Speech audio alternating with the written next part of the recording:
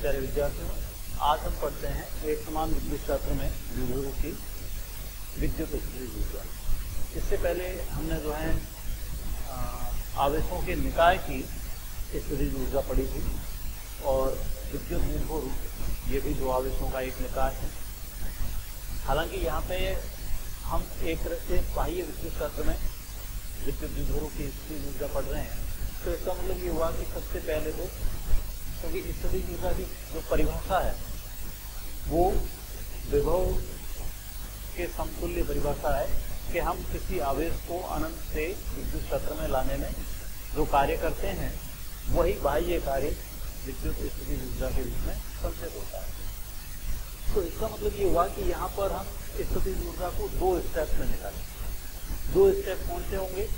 एक स्टेप तो होगा कि हम जब द्विध्रुवों को अनंत से विद्युत क्षेत्र में लाएंगे और विद्युत क्षेत्र में लाने के बाद में क्योंकि डिपेंड करता है कि वो विद्युत क्षेत्र में किस स्थिति में आता है, क्योंकि स्थितिज ऊर्जा जो है ये अभिविन्यास के कारण होती है और अभिविन्यास के कारण होने के कारण यहाँ द्विध्रुवों की स्थिति भी महत्वपूर्ण है कि उसको हम विद्युत क्षेत्र में किस टाइप से रख रहे हैं।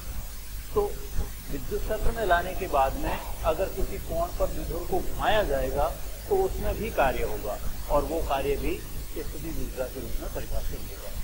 तो इस टाइप से स्थितिज ऊर्जा के हम यहाँ पे दो स्टेप ले सकते हैं।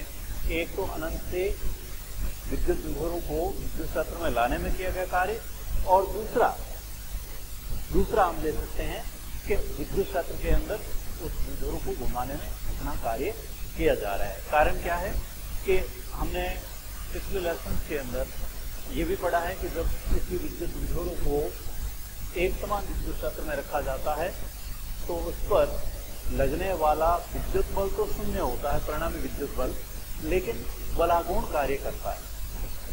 तो इसका मतलब ये हुआ कि अगर विद्युत क्षेत्र में हम द्विध्रुव को घुमाएंगे तो उस बलागुण के विरुद्ध कार्य होगा और वो कार्य भी इस द्विध्रुव के रूप में संचित होगा। तो हम पहले तो ये पढ़ लेते हैं कि एक समान विद्युत क्षेत्र में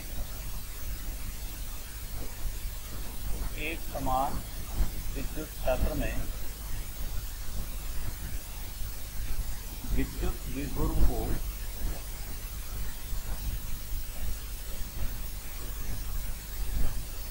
घुमाने में किया गया कार्य।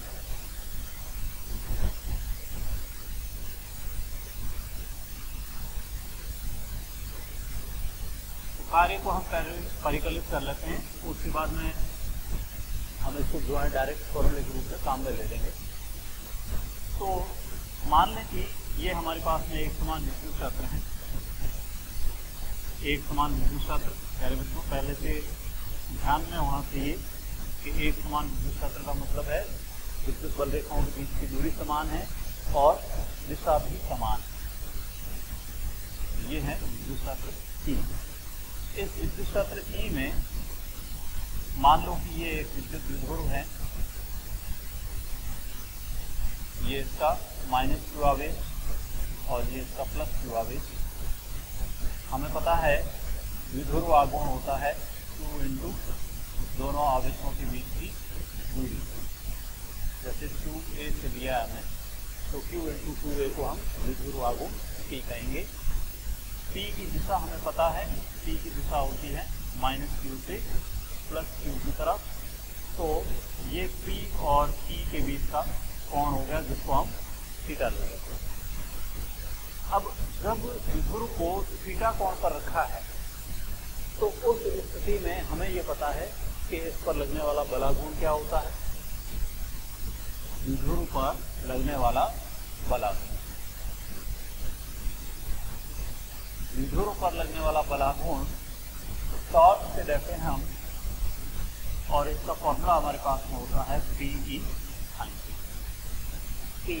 थीटा। P द्विध्रुव आघूर्ण है, E विद्युत क्षेत्र की तीव्रता।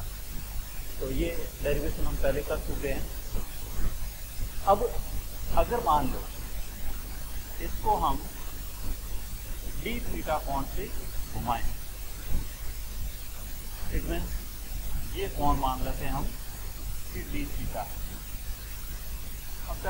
इसको विद्युत क्षेत्र की दिशा में घुमाएं, तो विद्युत क्षेत्र की दिशा में बलागुण घुमा रहा है तो बलागुण द्वारा कार्य होगा, और अगर हम इसको विपरीत घुमाते हैं तो इसका मतलब बलागुण के विरुद्ध कार्य होगा। ये डी थीटा विस्थापन है, एक तरह से कोणीय विस्थापन। तो यदि विद्युत द्विध्रुवों को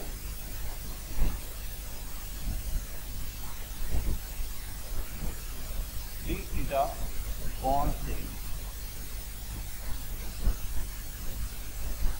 घुमाया जाए, डी थीटा कोण से घुमाया जाए तो कार्य हम लिखेंगे डी डब्ल्यू से अल्पांश विस्थापन के लिए अल्पांश कार्य। जैसे हम कार्य बराबर बल इंटू विस्थापन लिखते हैं, वैसे ही हम यहाँ पर बलागुण इंटू कोणीय विस्थापन लिख सकते हैं। तो बलागुण इंटू कोणीय विस्थापन, यानी डी डब्ल्यू बराबर P E sine theta D theta. अब अगर मान लो यहाँ पे हमारे पास में स्थिति पहले से निर्धारित हो, यानी पता हो कि हम थीटा 1 से थीटा 2 तक घुमा रहे हैं, हो सकता है वो विद्युत क्षेत्र की दिशा से किसी कोण पर हो सकता है विद्युत क्षेत्र की दिशा से कोई कोण पहले से हो और उसके बाद में किसी अन्य कोण के लिए घुमा रहे हैं। तो यदि द्विध्रुवों को थीटा 1 से थीटा 2 स्थिति में घुमाया जाए तो कुल कार्य W बराबर हम समाकलन करेंगे थीटा 1 से थीटा 2 तक P E sine theta D theta, यानी पी ई साइन थीटा का थीटा के सापेक्ष समाकलन, लिमिट हमें पता है थीटा 1 से थीटा 2 तक। तो पी ई क्योंकि कांस्टेंट है, साइन थीटा का हम समाकलन करेंगे और साइन थीटा का समाकलन क्या होता है, minus cos theta. Sine theta का समाकलन माइनस कॉस थीटा। अब लिमिट रख देंगे तो W बराबर पी ई, जिनको दिक्कत हो वो माइनस को बाहर ले लें, जिनको दिक्कत नहीं हो उनके लिए कोई समस्या नहीं है, लेकिन अगर दिक्कत है तो उस केस में माइनस को बाहर ले लेना चाहिए ताकि लिमिट रखते टाइम साइन कन्वेंशन गड़बड़ न हो। तो नेगेटिव को हमने बाहर ले लिया तो upper limit minus lower limit. अब नेगेटिव को वापस अंदर ले सकते हो, P E cos theta 1 minus cos theta, ये हमारे पास कार्य है। एक समान विद्युत क्षेत्र में विद्युत द्विध्रुव को घुमाने में किया गया कार्य थीटा 1 से थीटा 2। अब इसकी हम अलग अलग स्थितियां ले सकते हैं। फॉर एग्जाम्पल हम जो है थीटा 1 बराबर 0 लें और थीटा 2 बराबर थीटा लें। इट मीन्स पहले से जो है विद्युत क्षेत्र सॉरी विद्युत क्षेत्र के संरेखित है, यानी द्विध्रुव आघूर्ण और ई की दिशा समान है। तो उस केस में यहाँ cos 0 तो 1 हो जाएगा और यहाँ cos थीटा होगा। तो फिर कार्य का फॉर्मूला बनेगा P E 1 minus cos theta. अगर हम इस टाइप से लेते हैं कि थीटा 1 हमारे पास में 90 डिग्री हो और थीटा 2 180 डिग्री, या चलो ऐसे ले लेते हैं थीटा 1 0 और थीटा 2 90। तो उस केस में यहाँ पर भी cos 0 1 और cos 90 0, तो ये वाला 0 हो गया, तो यहाँ पे 1 हो गया। W बराबर केवल बचेगा P। अगर हम थीटा 1 90 और थीटा 2 180 ले लें तो उस केस में cos 90 0 और cos 180 -1 होता है। तो W बराबर क्या आएगा, ये तो 0 हो गया और ये -1 माइनस माइनस +1 यानी P। इसका मतलब क्या हुआ कि 0 से 90 तक घुमाएं या 90 से 180 तक कार्य सेम होगा। और इसीलिए अगर मान लो डायरेक्ट पूछा जाए 0 से 180 तक घुमाएं तो 0 से 180 तक घुमाने में कार्य जो है इन दोनों का योग हो जाएगा, यानी डबल हो जाएगा। अब स्थितिज ऊर्जा की जो परिभाषा है वो भी हम डायरेक्ट यहीं से बना सकते हैं। कैसे बना सकते हैं? जैसे हमें पता है कि विद्युत विभव या विद्युत स्थितिज ऊर्जा ये सापेक्ष राशियां हैं, और सापेक्ष राशि के अंदर क्या होता है, सापेक्ष तल लिया जाता है, और सापेक्ष तल जो है वो हमेशा इस टाइप से सेलेक्ट किया जाता है कि वहां पर उस राशि का मान 0 हो। जैसे विभव के लिए मैंने आपको बताया था कि पृथ्वी सतह और अनंत, ऐसी स्थितिज ऊर्जा के लिए भी सेम है, अनंत पर विभव 0 होता है। इसके साथ साथ में स्थितिज ऊर्जा के लिए एक और भी इम्पोर्टेंट कंसेप्ट है कि अगर हम 90 डिग्री की स्थिति देखें, यानी थीटा की वैल्यू 90 डिग्री है, 90 डिग्री पर अगर विभवों को रखें तो उस केस में स्थितिज ऊर्जा 0 मिलेगी। शून्य स्थितिज ऊर्जा जो है वो 90 डिग्री की केस में यहाँ प्राप्त होती है। तो विद्युत क्षेत्र के साथ 90 डिग्री पर विभव हैं वो एक तरह से स्थितिज ऊर्जा का सापेक्ष तल है। तो हम स्थितिज ऊर्जा को यहाँ पे 2 टाइप से डिराइव कर सकते हैं। तो कार्य समझ में आ जाना चाहिए, इसी के बेस पर हम जो है स्थितिज ऊर्जा का कंसेप्ट समझते हैं और 2 टाइप से समझते हैं।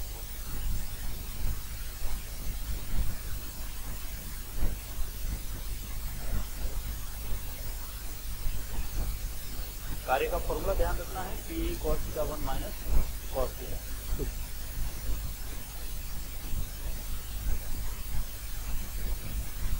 एक तो सिंपल सा सीधा सा तरीका है विद्युत की स्थितिज ऊर्जा निकालने के लिए कि हम डायरेक्ट परिभाषा बनाएं कि विद्युत विभवों को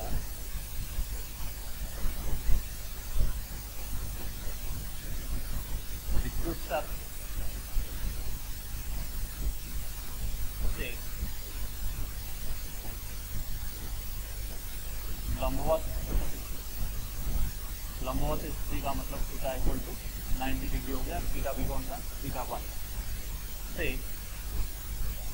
इसी कोण थीटा पर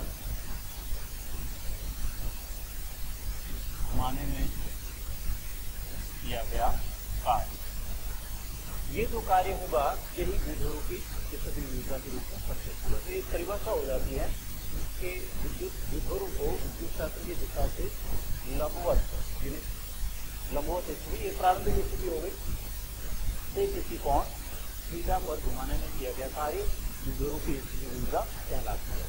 तो थीटा 1 इक्वल टू हो गया theta, and theta 2 equal to हो गया थीटा 1 90 और थीटा 2 30। तो यहाँ पे cos 90 0 हो गया और दूसरी स्थिति जो है वो केवल रहेगी cos थीटा। तो अभी हमारा जो फॉर्मूला था W वो था P cos theta 1 minus cos theta 2, या PE ये एक तरह से हो गया cos 90 माइनस cos थीटा, और PE 0 माइनस cos थीटा। अब इसी को हम स्थितिज ऊर्जा कह रहे हैं, तो ये बन गया एक तरह से हमारे पास क्या, minus PE cos theta, minus PE cos theta. cos theta dot product से लिया आता है, तो इसको हम ऐसे भी माइनस P डॉट इजीली समझ में आ जाना चाहिए कि हम यहाँ पर उसी कार्य से जो है बहुत सिंपल वे में स्थितिज ऊर्जा का फॉर्मूला बना दें। तो थीटा 90 डिग्री मतलब प्रारंभिक स्थिति जो है वो विद्युत क्षेत्र के लंबवत है, और उससे फिर हमने किसी कोण पर विभव को घुमाया तो किया गया कार्य। एक तरीका हम और ले लें, वो तरीका ये है कि जैसे डायग्राम से समझेंगे और परिभाषा जो है वो जैसे हम प्रारंभ में परिभाषा लेते हैं वही परिभाषा दोबारा समझेंगे। अनंत से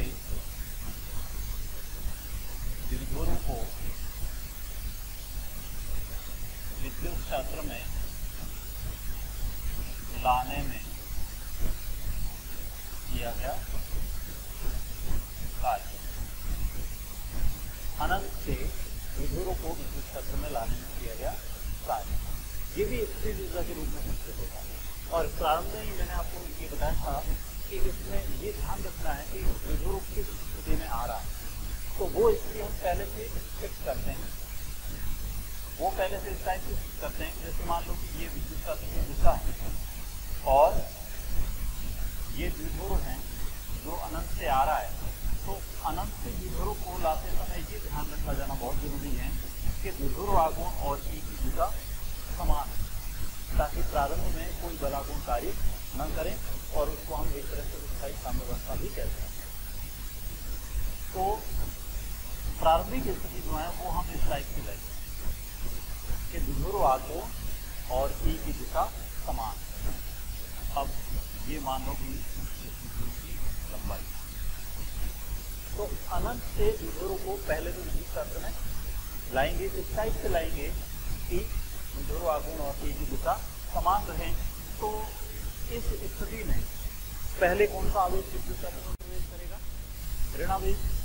और जब धनावेश विद्युत क्षेत्र में मान लो कि इस बिंदु पर आकर के प्रवेश करता है, तो तब तक ऋणावेश जो है वो 2a दूरी आगे चला जाएगा। एक तरह से हम कह सकते हैं कि ऋणावेश के लिए ये एक तरह से विस्थापन हो गया विद्युत क्षेत्र। तो इसका मतलब ये हुआ कि इस माइनस आवेश पर अतिरिक्त कार्य होगा 2a विस्थापन अतिरिक्त के कारण। तो हम यहाँ पे लिख सकते हैं -2 आवेश पर अतिरिक्त कार्य, यानी वैसे तो दोनों पर बराबर कार्य होना चाहिए, लेकिन क्योंकि ये विस्थापन ज्यादा तय कर रहा है तो इसके लिए अलग से कार्य होगा, अतिरिक्त कार्य। W1 बराबर फॉर्मूला जो होता है हमारा बल इंटू विस्थापन, तो बल वही विद्युत बल इंटू विस्थापन, जो अतिरिक्त विस्थापन है वो है 2a। इसको हम लिखेंगे Q into E into 2a या minus Q into 2a into, हमें पता है Q इंटू 2a को हम द्विध्रुव आघूर्ण कहते हैं, तो ये एक तरह से हमारे पास माइनस,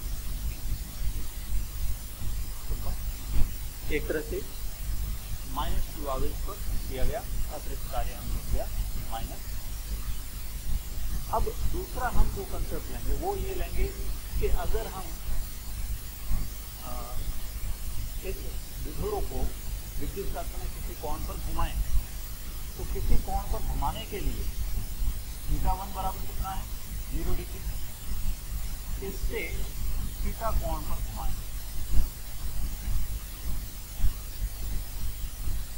इसका मतलब एक और कार्य जो है वो आएगा हमारे पास W2, जिसमें हम क्या कर रहे हैं, पहले से विद्युत क्षेत्र और द्विध्रुव आघूर्ण की दिशा समान है, यानी θ1 0 डिग्री है, और वहां से हम किसी कोण थीटा पर घुमा रहे हैं।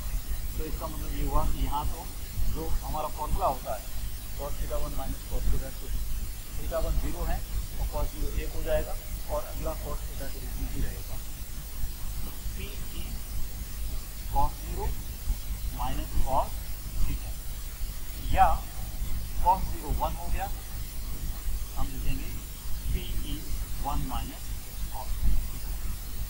तो ये दो पार्ट में कार्य हो गया। अब इन दोनों कार्यों का योग स्थिति विषम है। तो स्थिति ऊर्जा U बराबर W1 प्लस W2 यानी Pe, ये तो माइनस P W1 है, प्लस Pe1 माइनस cos। इसको जब हम सॉल्व करेंगे तो ये हमें मिलेगा minus P plus Pe minus Pe cos। अब सिंपल सी बात है, ये आपस में कैंसिल आउट हो रहे हैं, तो हमें फॉर्मूला वही मिलता है, यानी माइनस Pe cos या माइनस P डॉट E। अब P डॉट E की जो स्थिति है वो हम समझते हैं कि यहाँ पर किस टाइप से इसको रखा जाए कि स्थिति ऊर्जा मिनिमम होगी या मैक्सिमम।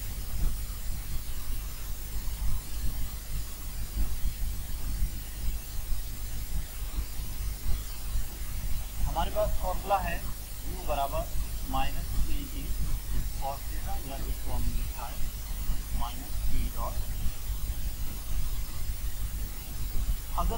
यहाँ पे थीटा इक्वल टू 0 डिग्री रखते हैं तो u इक्वल टू मिलेगा हमें माइनस पी ई कॉस 0 या माइनस पी, और इसको हम स्थायी साम्यावस्था कहते हैं। कहीं पर भी ऋणात्मक स्थिति ऊर्जा जो है ये एक तरह से बंधित अवस्था को प्रदर्शित करती है, जिसको हम स्थायी साम्यावस्था भी कहते हैं। सेकेंड, अगर थीटा की वैल्यू 90 डिग्री ले लें तो क्योंकि cos 90 क्या होता है 0, ये एक तरह से सापेक्ष होगा, यानी स्थिति ऊर्जा शून्य 0 या शून्य स्थिति ऊर्जा अवस्था कहलाएगी।